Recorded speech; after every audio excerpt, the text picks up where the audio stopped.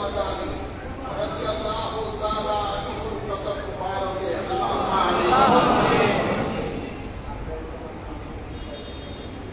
সময় অত্যন্ত কম তাই সংক্ষেপে আলোচনা করছি যেহেতু এই মাস রবিউল আউয়াল শরীফের মাস সেই দিকে লক্ষ্য করেই আমি আমার খুতবার মাঝে আয়াতে কারিমা তেলাওয়াত করেছি। আল্লাহ তাবারক ওয়া তাআলা ইরশাদ করেন কাদ জাআকুম মিনাল্লাহি নূরুন ওয়া কিতাবুন মুবিন। সুবহানাল্লাহ। আল্লাহ বলেন কাদ নিশ্চয়ই জাআকুম তোমাদের মাঝে এসেছেন মিনাল্লাহ আল্লাহ হইতে নূরুন নূর। সুবহানাল্লাহ। আজিমুশ শান নূর ওয়া কিতাবুন মুবিন এবং স্পষ্ট কিতাব। সুবহানাল্লাহ। তাফসীর কারকগণ এই আয়াতে কারিমার ব্যাখ্যায় বলেন যে এই আয়াতে কারিমার মধ্যে যে আল্লাহ নূর শব্দ ব্যবহার করেছেন সেই নূর হলো আমাদের আকা মাওলা তাজদারে মদিনা হায়াতুন নবী নূরের নবী রহমতের নবী। খুশি না ভাইয়া? আর এই আয়াতে কারিমার মধ্যে যে কিতাবুল মুবিন বলেছেন এই কিতাব হলো পবিত্র কুরআন। সুবহানাল্লাহ। তো আল্লাহ তাবারক ওয়া তাআলা বিশ্ব জগতের মানুষকে লক্ষ্য করে বলেন এই রবিউল আউয়াল তারিখে 12 রবিউল আউয়াল তারিখে একটি নূর এসেছে। এই নূর কিন্তু আসমান থেকে আসে নাই, এই নূর কিন্তু আরশ থেকে আসে নাই, কুরসি থেকে আসে নাই। এই নূর কোথা থেকে এসেছে? আল্লাহ বলেন মিনাল্লাহ আমি আল্লাহ হইতে। আল্লাহ যেখানে নূর আসছে সেখান থেকে। সুবহানাল্লাহ বলেন না? আল্লাহ বলেন মিনাল্লাহ আমি আল্লাহ হইতে এসেছে তোমাদের কাছে নূর। পৃথিবীর মধ্যে যত আলেম আছে আলেমদেরকে যদি জিজ্ঞাসা করেন আল্লাহর জাতি নাম কি, ওরা সকলে এক বাক্যে বলবে আল্লাহর জাতি নামই হলো আল্লাহ। আর আপনারা বিভিন্ন ক্যালেন্ডারের মধ্যে দেখবেন আল্লাহর সিফতি নাম, আল্লাহর সিফতি নাম পূর্বাচক নাম, এই নামটা ৯৯টা নাম লেখা আছে। আর একটা নাম জাতি নাম সেটা হলো আল্লাহ। আল্লাহ তাবারক ওয়া তাআলা এই ৯৯টি নামের সাথে সংযুক্ত করে বলে নাই এই কথা যে তোমাদের মাঝে এসেছে নূর মিনার রহমান হইতে। কাদ জাআকুম মিনার রহমানে নূরুন এই কথা আল্লাহ বলে নাই। কাদ জাআকুম মিনার রহিমে নূরুন এই কথা বলে নাই। কাদ জাআকুম মিনাল্লাহি আপনার এই সত্তারুন জব্বারুন বিভিন্ন নাম আল্লাহ রয়েছে পূর্বাচক নাম। আল্লাহ কোন পূর্বাচকের নামের সাথে এই নূরকে সংযুক্ত করেন নাই। তিনি বলেছেন কাদ জাআকুম মিনাল্লাহি নূর আমি আল্লাহ হইতে এসেছে তোমাদের কাছে নূর। একদা হযরতে জাবের রাদিয়াল্লাহু তাআলা আনহু রাসূল পাক সাল্লাল্লাহু আলাইহি সাল্লামকে বলতেন ইয়া রাসূলুল্লাহ সাল্লাল্লাহু আলাইহি সাল্লাম আপনার কদমে আমার জান কুরবান, আমার মা বাপের জান কুরবান। নবী গো জানতে চাই সর্বপ্রথম আল্লাহ কোন জিনিসটি সৃষ্টি করেছেন? তখন আল্লাহ হাবিব বলেন আউয়ালু মা খালাকাল্লাহু নূরা নাবিয়্যিকা মিন নূরি। এখানেও আল্লাহর হাবিব আপনার জাতি নাম উল্লেখ করেছেন যে আল্লাহ তাবারক ওয়া তাআলা সর্বপ্রথম তার নিজ নূর থেকে তোমার নবীর নূরকে সৃষ্টি করেছেন। অন্য হাদিস পাকে আল্লাহর হাবিব আরো ইরশাদ করেন কুলি মিন নূরিল্লাহ ওয়া কুল্লু খালাইকি মিন নূরি। এই হাদিসটা মুজাদ্দিদ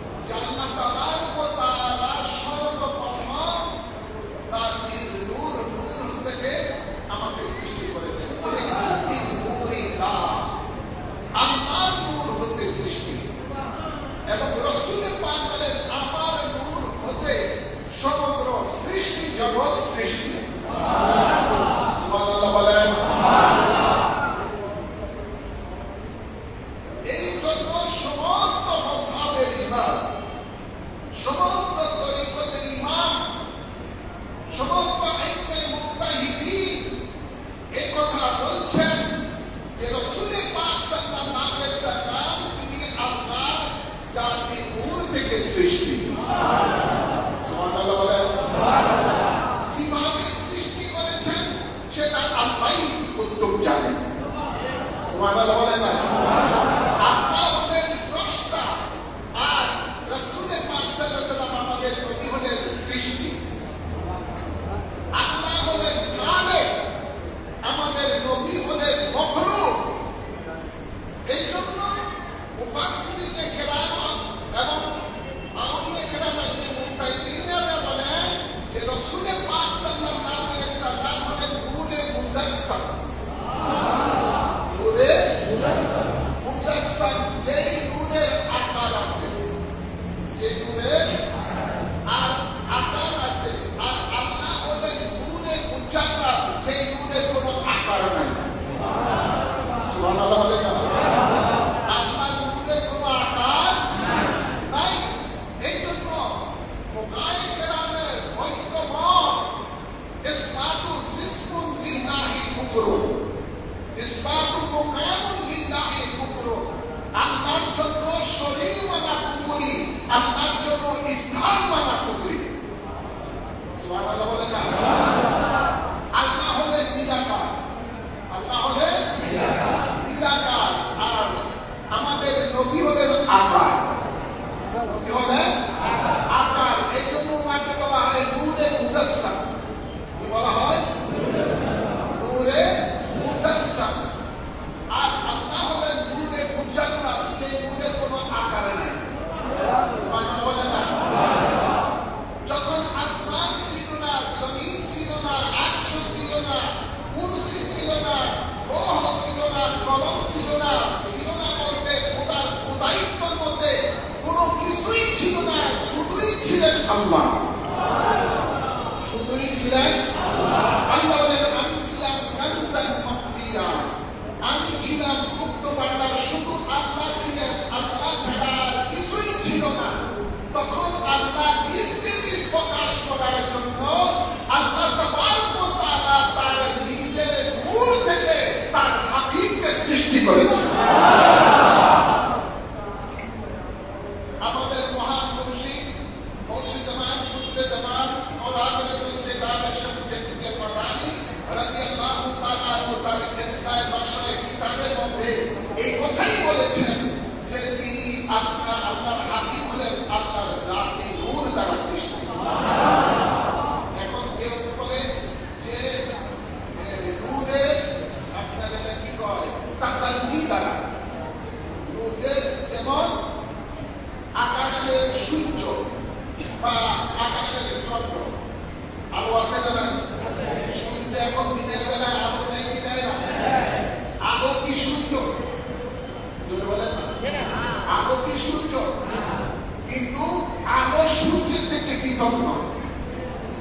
আলো সূর্যের থেকে পৃথক নয়। ঠিক একই ভাবে রাসূল পাক সাল্লাল্লাহু আলাইহি ওয়াসাল্লাম আল্লাহর কোন জাতের অংশ নয়। আল্লাহর কোন জাতের অংশ নয়।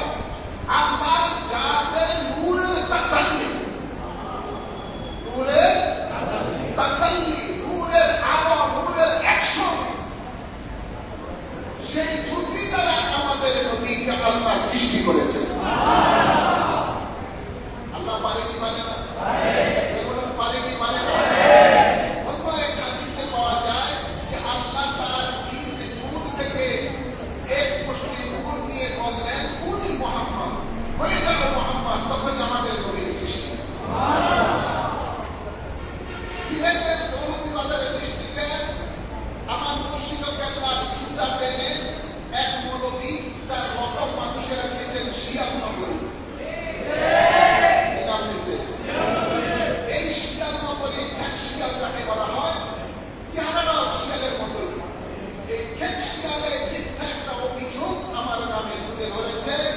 তার বক্তব্যের মধ্যে আমি ওনার নাকি কখন কোন জায়গায় বলেছি, অথচ পুরুষ সে আজ পর্যন্ত দিতে পারে না যে আপনার চেহারা থেকে এক মুষ্টি নূর দিয়ে আমি বলেছিলাম যে আল্লাহ তার চেহারা থেকে এক মুষ্টি দিয়ে নূর দিয়ে মুহাম্মদ সাল্লাল্লাহু আলাইহি ওয়াসাল্লামকে সৃষ্টি করেছেন।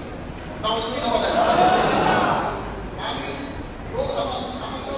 এই কবিতার সাথে তো কথা বলা সে আমার যুক্তি না, যেহেতু এগুলি একসময় আমাদের দরবারের গোলাম ছিল, পরে আধুনিক করার কারণে মুর্শিদরা তাকে বহিষ্কার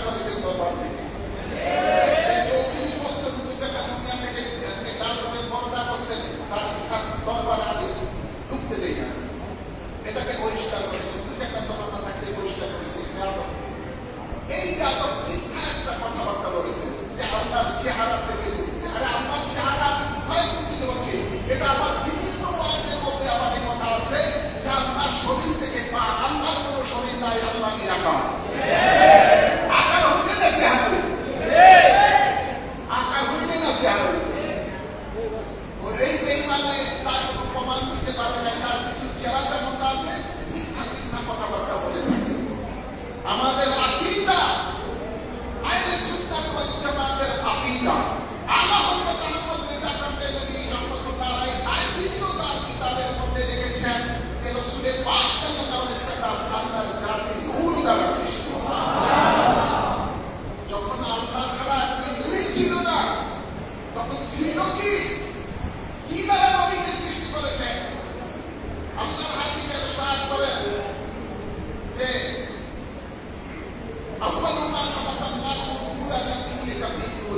সর্বপ্রথম তো নবী সৃষ্টি, আর তো কিছুই সৃষ্টি আল্লাহ করেন নাই। তো কি কোন ধাতু দ্বারা রাসূলের পাক আল্লাহ সৃষ্টি করেছেন? কি জিনিস দ্বারা সৃষ্টি করেছেন? আল্লাহ ছাড়া তো কিছুই ছিল না। তো রাসূলের পাক সাল্লাল্লাহু আলাইহি ওয়াসাল্লাম আল্লাহর নূর দ্বারা আল্লাহ তাকে সৃষ্টি করেছেন। সুবহানাল্লাহ বলেন না? সেই নূরে মুবারক সাল্লাল্লাহু আলাইহি ওয়াসাল্লাম তারা রাসূলের পাকের নূর মুবারক দ্বারা আল্লাহ আরশ, কুরসি, লৌহ, কলম, চন্দ্র, সূর্য, জান্নাত, যা কিছু আছে সব কিছু আল্লাহ তাবারক ওয়া তাআলা সৃষ্টি করেছেন। তো রাসূলের পাক সাল্লাল্লাহু আলাইহি ওয়াসাল্লাম আল্লাহর জাতি নূর দ্বারা সৃষ্টি, কিন্তু আল্লাহর কোনো অংশ নয়। আল্লাহর কোনো অংশ নয়, আল্লাহর কোনো তিনি অংশ নয়। আল্লাহ লা শারীকা লাহু, তার কোনো শরীক নাই। তিনি কিভাবে রাসূলের পাককে সৃষ্টি করেছেন এটা আল্লাহই উত্তম জানেন, এটা আল্লাহই উত্তম জানেন। যেমন ঈসা আলাইহিস সালামকে আল্লাহ সৃষ্টি করেছেন পাক ছাড়া, হাওয়া আলাইহিস সালামকে আল্লাহ সৃষ্টি করেছেন আদম আলাইহিস সালামের বাম পাশের হাড়টি দ্বারা, পাশের হাড়টি দ্বারা। কথা বলছেন না? এটা আল্লাহই কুদরত। আল্লাহ বলেন ইন্নাল্লাহা আলা কুল্লি শাইইন কাদির, আল্লাহ সব কিছুর উপরে ক্ষমতাবান। তিনি কোন বলের সাথে সাথে ফায়াকুন হয়ে যায়। সুবহানাল্লাহ বলেন না? তাই রাসূল পাক সাল্লাল্লাহু আলাইহি সাল্লাম আল্লাহর নূর দ্বারা সৃষ্টি, এটা মানতে হবে। রাসূল পাক সাল্লাল্লাহু আলাইহি সাল্লামের নূর দ্বারা আল্লাহ সমগ্র সৃষ্টি জগৎকে সৃষ্টি করেছেন।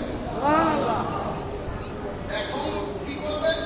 ওই যে 96 আল্লাহ সারা জীবন বলেছে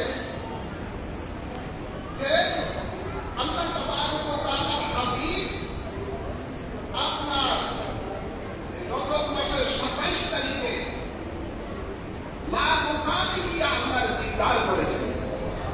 এটা আমাদের সমস্ত সুন্নি আলেমদের এটা আকীদা, সমস্ত মাযহাবের তরিকতের ইমামদের আকীদা যে রাসূল পাক সাল্লাল্লাহু আলাইহি ওয়াসাল্লাম তিনি সশরীরে লাখখানি গিয়ে আল্লাহর দিদার করেছেন, যেখানে ফেরেশতা যাওয়ার পারমিশন নাই, ফেরেশতা যাওয়ার পারমিশন নাই। সিদরাতুল মুনতাহা ফেরেশতাদের সরদার জিবরিল আমিনের স্টেশন, যেখানে শেষ তার উপরে 70,000 নূরের পর্দা রয়েছে। এই 70,000 নূরের পর্দা পার হয়ে আমাদের নবী লাখখানি গিয়ে আল্লাহর দিদার করেছেন। এখন সিরাজ নবী কি বলছেন? যেহেতু রাসূলের পাক যদি সশরীরে লাখখানি গিয়ে আল্লাহর দিদার করে থাকেন তাহলে আল্লাহর জাতি নূর প্রমাণ হয়ে যাবে। এই জন্য ওই বেঈমানে ওয়াহাবীদের সুরে সুরে বলা শুরু করলেন যে না, রাসূলের পাক সাল্লাল্লাহু আলাইহি ওয়াসাল্লাম জাতিতে কেন? তিনি আমাদের মতো মানব, সুতরাং তিনি সশরীরে মেরাজে যায়নি। আসলে এটার হাকিকত, এটার অসলই খারাপ। অসলের মধ্যে ওয়াহাবী মিস হয়েছে, যার কারণে এটা ওয়াহাবীদের সুরে সুরে কথা বলে। আমাদের আকীদা রাসূলের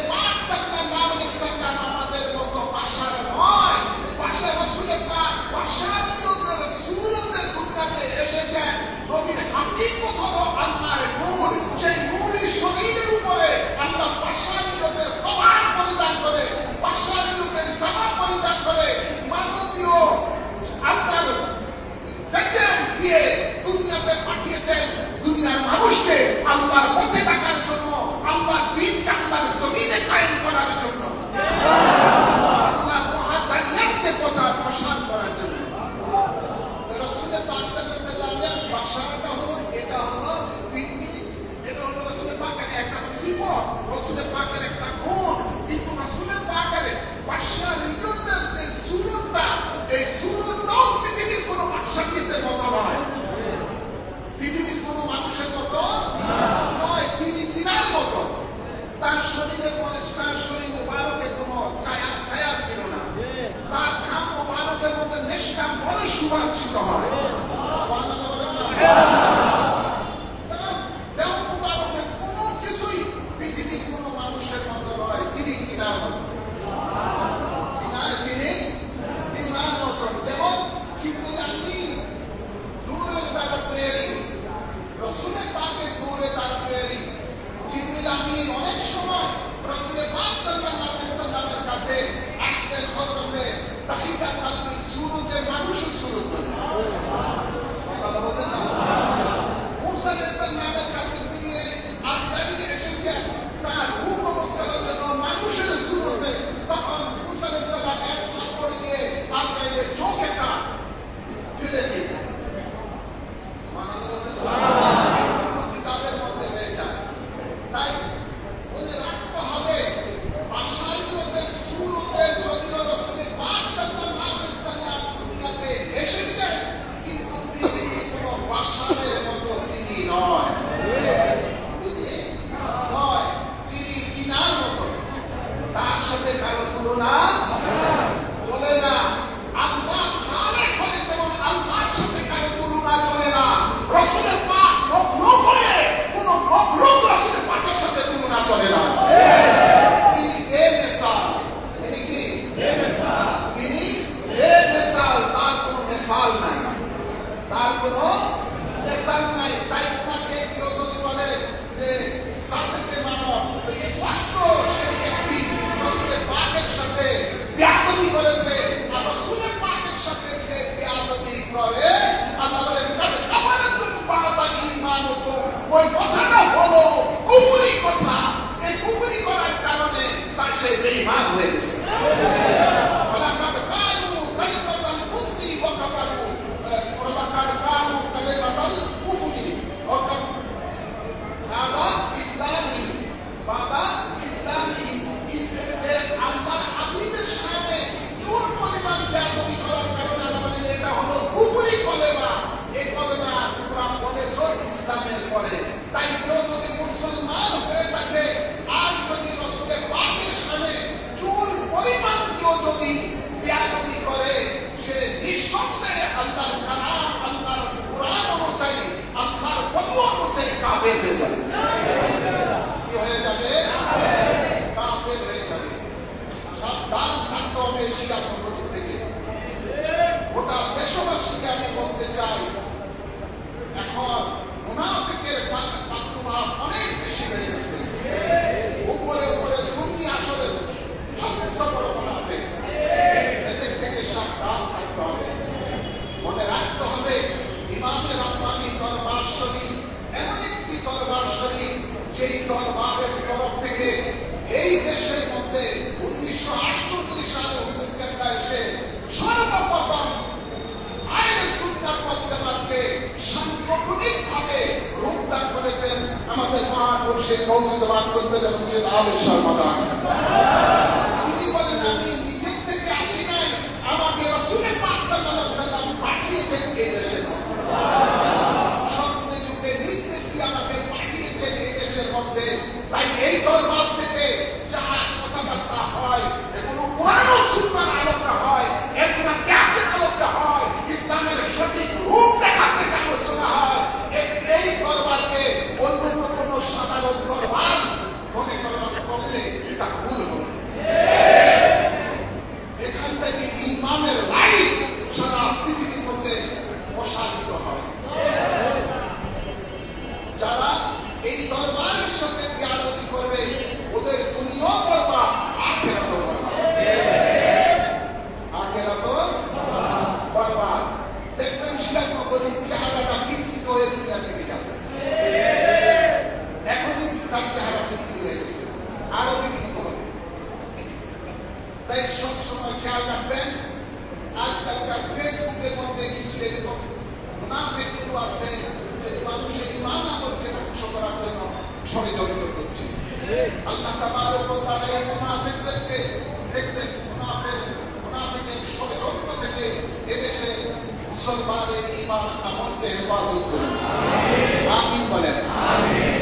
পরিশেষে বলতে চাই আমাদের মহান মুর্শিদ গৌসে জামান কুতুবে জামান আওলাদে রাসূল সাল্লাল্লাহু আলাইহি মাদানী রাদিয়াল্লাহু তাআলা আনহু এই উরুস মুবারক 34তম উরুস মুবারক আগামীকাল 1 অক্টোবর ইমাম রাব্বানী দরবার শরীফে ইনশাআল্লাহ উদযাপিত হবে। আলহামদুলিল্লাহ বলেন। এই জন্য আপনারা যারা এলাকার মানুষ রয়েছেন, এলাকা ছাড়াও দরবারে যারা অন্যান্য আশিকা ময়দান এলাকা রয়েছেন, আপনাদের প্রত্যেকের উপরে এটা ওয়াজিব হবে মহান মুর্শিদের আওলাদে রাসূলের উরুস পাকের শান সম্পর্কে এবং আদবের সহিত সেটা যেন উদযাপন হয়। এই জন্য সকলে এই দরবারের খাদেম হয়ে যাবে। আল্লাহ কবুল করুন। সকলে কি হয়ে যাবে? কমিটিতে দায়িত্ব পান বা না পান, সকলে দরবারের খাদেম। সকলে দরবারের খাদেম। সব দিকে খেয়াল রাখবেন, চোখ নাক খোলা রাখবেন, যাতে কোনো মুনাফিক কোনো ধরনের বিশৃঙ্খলা সৃষ্টি না করতে পারে। বিশেষ করে এই ঢাকা বিওয়াই এবং সাথে বলাখালো রয়েছেন, আশেপাশে যারা রয়েছেন আপনারা সকলের প্রতি এটা বড় বেশি দায়িত্ব যে আপনারা প্রতিবেশী হয়ে, বিশেষ করে এই দরবারের প্রতিবেশী, এই দরবারের খাদেম, আপনাদের উপরে দায়িত্ব বেশি। উরুসে পাক যেন সুন্দরভাবে অনুষ্ঠিত হয়, শান শওকতে অনুষ্ঠিত হয়, বিশৃঙ্খলা যেন না হয়, সেদিকে সকলকে খেয়াল রাখতে হবে। আল্লাহ তাবারক ওয়া তাআলা মহান ওলি উরুসে পাক যেন শান্তিপূর্ণভাবে উদযাপন করার তৌফিক দান করেন। সকল বলি আমিন। দাওয়াত বলেন আল্লাহ। আর একটা দাওয়াত হলো 11ই রবিউল আউয়াল। কত? 11ই রবিউল আউয়াল, 8ই অক্টোবর। এই আমাদের বাংলাদেশ আহলে সুন্নাত ওয়াল জামাত চাঁদপুর জেলা কমিটি কর্তৃক আয়োজিত জশ্নে জুলুসে ঈদ মিলাদুন নবী সাল্লাল্লাহু আলাইহি ওয়াসাল্লাম উদযাপন হবে। আলহামদুলিল্লাহ। গত 2 বছর ওরা অনেক অনুরোধ করেছেন, বিদায় আমি সময় দিয়েছি। আপনারা জানেন আমার নেতৃত্বে আরো 3টি জুলুস মুবারক হয় 3 জায়গায়। 9ই রবিউল আউয়াল হয় নারায়ণগঞ্জ বন্দর থানায়, 10ই রবিউল আউয়াল হয় নারায়ণগঞ্জ রূপগঞ্জ থানায়, এবং এই 11ই রবিউল আউয়াল এটা এই বছর হবে। আলহামদুলিল্লাহ। এই চাঁদপুর ডিস্ট্রিক্টে ইমাম রাব্বানী দরবার শরীফ থেকে। আর 12ই রবিউল আউয়াল যেটা সর্বপ্রথম আমার মহান মুর্শিদ এদেশে জুলুস মুবারক শুরু করেছেন, সেটা 12ই রবিউল আউয়াল নারায়ণগঞ্জের সদরে বাইতুল ইজ্জত জামে মসজিদের সম্মুখ থেকে বের হয়, যেখানে লক্ষ লক্ষ আশিকানের সমাবেশ হয়। তো এই 11ই রবিউল আউয়াল সকাল 8টার মধ্যে আপনারা দলবদ্ধভাবে কিতাব নিয়ে বিভিন্ন গাড়ির সঙ্গে করে আপনারা দরবার শরীফে চলে আসবেন। 8টার মধ্যে আমরা এখান থেকে জুলুস নিয়ে হাজীগঞ্জ শহর প্রদক্ষিণ করে পুরা চাঁদপুরের দিকে আমরা রওনা দিব। পুরা এই পথে পথে রাসূলের পাকের শুভ আগমনের স্লোগান দিকে দিকে যাব। আল্লাহ কবুল করুন। আমিন বলেন। নারায়ে রিসালাতের স্লোগান দিকে দিকে যাব। নূরের নবীর আগমনের স্লোগান দিকে দিকে যাব। আল্লাহ কবুল করুন। আমিন। দাওয়াত বেরাছে না? আছে। হাত তুলে দেখান, দাওয়াত বেরাছে না? এটাকে নারায়ে রিসালাত ঈদ মিলাদুন নবী জশ্নে জুলুসে ঈদ মিলাদুন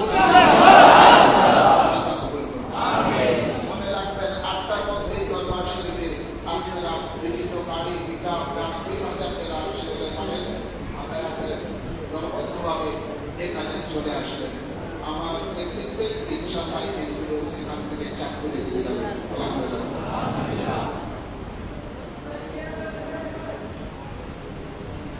হ্যাঁ, আগামীকাল শনিবার, এরপরে শনিবার কথা বলছেন 11ই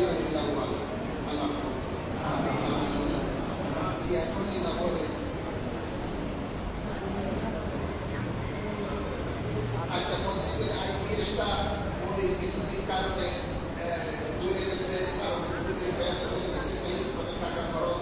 তো আপনারা 150 টাকা করে যে যা পারেন, এরপরে 2 দিনের মধ্যে এরপরে আমরা সুযোগ করবো ইনশাআল্লাহ।